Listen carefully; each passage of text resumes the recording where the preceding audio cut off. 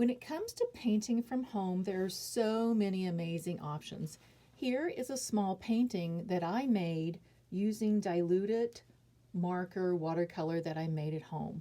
So today I want to show you a couple different ways that you can make your own paint at home if you don't have any paint in your house. So here's a little example I made. I'm going to get back to that in just a moment. So there are a couple of things you can do. You can actually soak a tea bag in some water. You can make some paint that way. You can actually paint with coffee. You can make paint using food dye that you might have in your baking cabinet.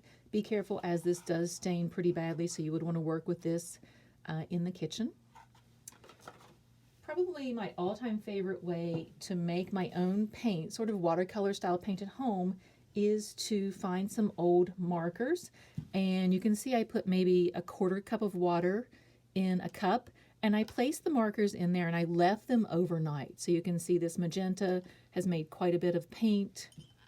I also have purple, blue, and a teal color. So this is really a lot of fun.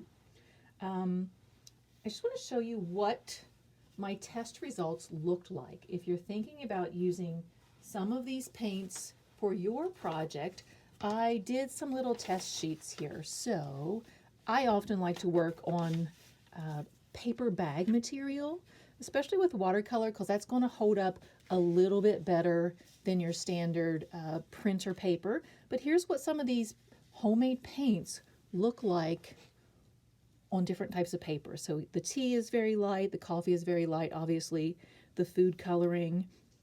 The marker creates some really cool results. I especially love how when it sort of fades and dries towards the outside, it can leave sort of this halo effect, which is really beautiful. I was most impressed by this. I like the way these vibrant colors look on the paper bag. So I decided to do a small painting of a honeybee, and I noticed that, you know, when I looked at this after it had dried, it had bled into itself a little bit. So I want to challenge you to be open to these nice little happy accidents or happy outcomes. If you want your paint more vibrant, like the legs of my bee, what I did is I came in and I added a second layer, and that can make it a little bit darker, since these paints for the most part are very similar to watercolor. I did decide towards the end that I did want to bring back in a little bit more detail. As you can see, I'm starting to outline with an ultrafine point Sharpie or an ink pen. Really, the sky is the limit. So it's up to you to find an interesting subject matter, you know, use whatever type of paint you have, and I'll look forward to seeing what you create.